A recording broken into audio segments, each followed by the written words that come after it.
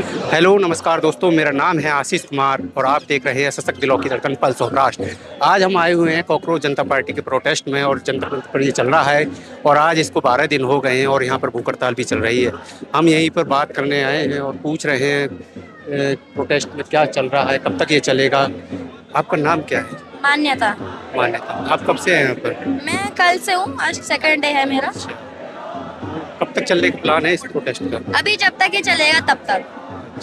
धर्मेंद्र प्रधान के इस्तीफे के लिए मांगे हुए और भी कुछ मांगे? मांग ये है कि ये सरकारी स्कूलों को दोबारा डेवलप करवाए। अगर नहीं है तो पीड़ित, दलित, शोषित बच्चों को अच्छी शिक्षा प्रदान करने का वो करें। अगर नहीं कर पा रही है तो उनको खाने दे, कमाने दे, ताकि वो खुद ये काम कर सके, ताकि खुद ये काम कर सके।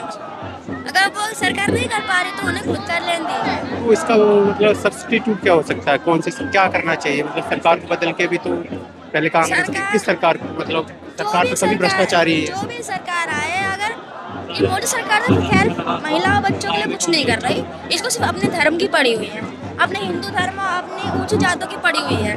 यहाँ पे सब लोग भूख हड़ताल में बैठे हैं, इनको किसी चीज़ की फर्क नहीं है कि लोग भूख हड़ताल साथ साथ उनसे भूखे बैठे हैं। लोगों की तबीयत खराब हो रही है, लोग हॉस्पिटल में एडमिट जा रहे हैं, ग्लूकोज चढ़ रहा है उन्हें, वो ऐसे ही बैठे हुए हैं, फालतू में थोड़ी ना बैठे हैं सब लोग यहाँ पे। इन्हें तो किसी चीज़ की परवाही नहीं है, इनको किसी चीज़ की परवाही नहीं है। वो यहाँ पे कुछ हो रहा है नहीं हो रहा है, या बड़े छोटे बच्चे से लेकर बड़े बच्चे तक आए हैं। अब देख सकते हैं गांधी जी बन के खड़ी है बच्चा। अब ये बताइए, छोटे छोटे बच्चे जब इस प्रोटेस्ट में आए हुए हैं सिर्फ इसलिए ताकि उनके भविष्य के लिए सही हो, तो क्या हम छोटी सी आवाज नहीं उठा सकते? बिल्कुल बिल्कुल। कल मैंने स्टेज पे बोला, यही बात मैंने कल स्टेज पे बोली, अभिजीत भैया के सामने बोली कि ये बताइए, मैंने उनसे पूछा भी सरकार से, सरकार ये आरएसएस जो कहते हैं कि हम महिलाओं के लिए बहुत कुछ करती है, मेरे लिए तो आज तक उसने कुछ नहीं किया। मैंने फ्री सिलेंडर के लिए वो करा, मुझे नहीं मिला। फ्री सिलाई मशीन के लिए किया, नहीं मिली। तो जितनी भी फ्री सर्विसेज बताते हैं ना, मुझे आज तक फ्री में से उनमें से एक सर्विस नहीं मिली। कागजों में है, जमीनी स्तर पर कुछ भी नहीं मिलता है।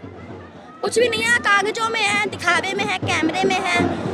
बस मिलता है, उन्हें मिलता है जो उनके कास्ट के होते हैं, जो उन्हीं के उसमें होते हैं, जो पैसे वाले होते हैं, उनको मिलता है, क्योंकि उनसे उसको पैसे मिलते हैं। क्योंकि जितना बड़ा कारोबारी होगा उतना ज़्यादा उनके पास पैसा जाएगा। इनका सरकार चल कैसे रही है? ये लोगों को खरीद कैसे लाए हैं? ये लोग ये सिर्फ इसी पैसे से तो खरीद रहे हैं। ये अभी आप बताएं, राम मंदिर में चोरी हुई, किसी और ने नहीं, इन्हें खुद ने करी और नाम लगाया दूसरों का। राम मंदिर में चोरी किसी ने नहीं करी, इन्होंने खुद ने करी।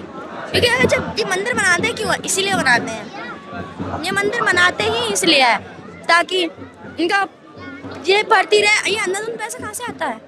मंदिरों में से और व्यापारियों के पास से, ये इधर ही से तो आता है ये पैसा। और कहाँ से आ रहा है इनके पास पैसा? जो छोटे लोग, गरीब जनता होती है, उनको लूटते हैं ये जनता है। अब लोगों को टेस्ट हर जगह जा रही है, वो कहीं पे कुछ खरीद रही है, कहीं पे कुछ खरीद रही है। उसको देखिए, अब हर चीज़ की जरूरत है इंसान को। नमक की जरूरत है, उसमें भी टैक्स लग रहा है। अगर नमक 35 का तो 30 का नमक है, 5% टैक्स में जा रहा है उसका तो 5 रुपये ज़्यादा क्या है ना। तो यही 5-5 रुपये करके 10 लोगों ने एक दिन में नमक है तो 500 रुपये हो गए। 500 से भी अगर एक महीने का लगाया जाए तो 15,000 रुपये, तो यही हो गए, 15,000 ही हो गए। और उसमें से करा था कम से कम 1 लाख रुपये, मान लीजिए 1 लाख रुपये जब रोज इनकी जेब में जा रहे हैं तो फिर तो इनको सालों को खरीदना ही है। और जो भी इनके खिलाफ जाता है ये उसका बहिष्कार करवाते हैं। जो भी इनसे सही का सवाल पूछता है ये उनका बहिष्कार करवाते हैं और उनके खिलाफ लोग खरीद के उनको परेशान करवाते हैं। इस हद तक या तो वो सुसाइड कर ले या फिर उनके खिलाफ होना बंद हो और वो उनकी तरफ हो जाए। आपने नीट का पेपर दिए? नहीं। अच्छा, आप किस क्लास में पढ़ती हैं? मैं 7th क्लास में पढ़ती हूँ। तो ये प्रोटेस्ट बिना, जब आप कब से सोए नहीं हो? मैं तो रोज ही सो जाती हूँ, मगर लेट सोती हूँ। अब यहाँ पे हाँ लेट हो। कितने दिन से हो गए? कल से? हाँ। अच्छा, तो अब कब तक रहने वाली हो? जब तक ये प्रोटेस्ट चलेगा। और धर्मेंद्र प्रधान के इस्तीफे के बाद ही जाना होगा? धर्मेंद्र प्रधान के इस्तीफे, मेरी ये मांग है धर्मेंद्र प्रधान के इस्तीफे के बाद।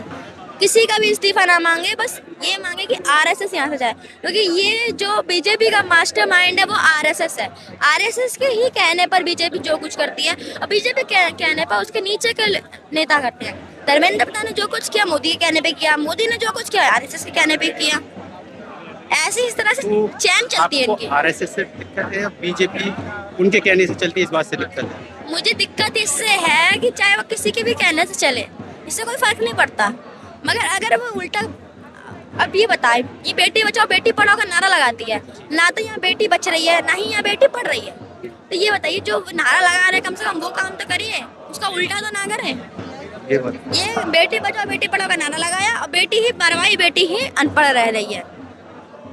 अभी मैं कुछ समय पहले यहाँ पे एक दिल्ली के यहाँ DMCR और आर्ट होम में रही हूँ, वहाँ पे आधी से ज्यादा बच्चियाँ अनपढ़ हैं, उनको अपने नाम तक लिखना नहीं आता। बताइए क्या हो रहा है इस देश का, क्या हो रहा है?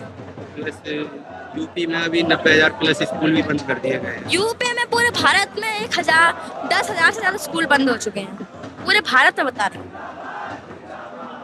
क्योंकि हर जगह पे बिल्कुल सरकारी स्कूल नहीं है। मैं खुद आगरा में रहती हूँ, मैंने आज तक आगरा में एक सरकारी स्कूल नहीं देखा।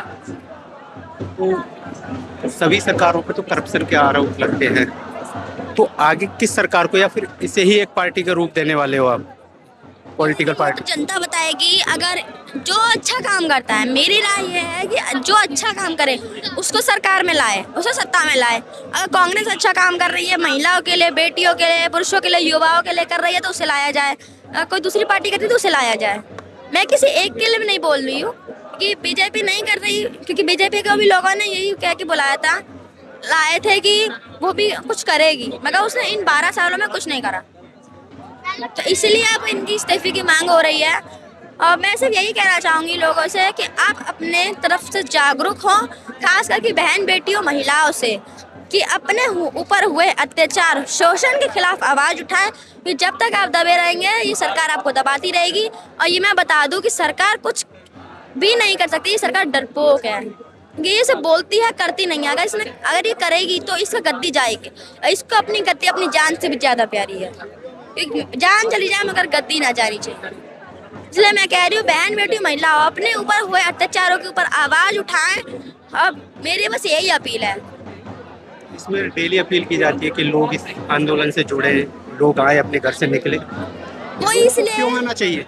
इसलिए क्योंकि जिन जिन के पेपर, नीट के पेपर लीक हुए हैं और वो तो आ ही रहे हैं, और जिनके नहीं हुए हैं वो अपने आगे भविष्य के लिए आ रहे हैं, आगे अपने भविष्य के लिए। जिनके पेपर हो गए वो अपने भविष्य, अब वो दीदी बैठी है वहाँ पे, इनका कॉलेज पूरा हो गया, ग्रेजुएट है, जॉब करती हैं, मगर फिर भी यहाँ आई हैं, क्यों? और बच्चों के भविष्य के लिए, क्योंकि उन्हें और बच्चों के भविष्य भी तो उज्जवल करना है। उनका काम तो हो गया, बड़ों का काम क्या होता है? छोटे का भविष्य बनाना। तो वही चीज़ यहाँ पे ज़्यादातर लोग हैं। यहाँ पे आप कई लोग देख सकते हो कॉलेज पार है, अच्छी जॉब कर रहे हैं, अच्छा खासा पैसा कमा रहे, फिर भी यहाँ बैठे हैं कुछ बहुत दिनों से नौकरी छोड़ के। क्यों? इसीलिए। Thank you. वेलकम।